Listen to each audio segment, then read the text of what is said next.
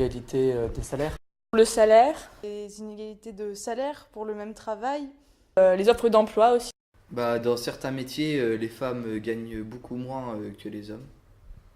Et puis il y a toujours cet esprit de supériorité des hommes envers les femmes en fait qui ressort par exemple par les violences conjugales qu'on trouve toujours dans certains pays et même en France encore.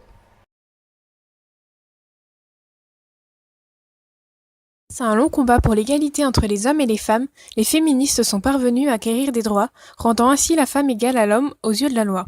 Malgré celle-ci, de nombreuses inégalités persistent, et cela dans de nombreux domaines. Pour cause, une société fortement ancrée dans la domination masculine.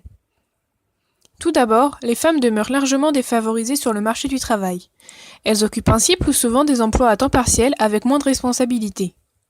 Ensuite, il y a le salaire. En France, à travail égal, en moyenne, une femme est payée 25% de moins qu'un homme. C'est pourquoi 3 femmes sur 4 gagnent moins bien leur vie que leur conjoint. Elles sont également moins susceptibles de créer une entreprise, et lorsqu'elles le font, celles-ci ne se payent pas autant que les hommes. D'autre part, on peut mentionner la différence de 26% entre la retraite des femmes et celle des hommes. La pension de retraite des hommes s'élève donc à 1 749 € par mois, contre seulement 1 165 € pour les femmes. Côté politique, les femmes occupent moins d'un tiers, soit 22% des sièges dans le Parlement. De plus, nous pouvons noter un écart de 46 points de pourcentage en ce qui concerne le nombre d'hommes et de femmes députés.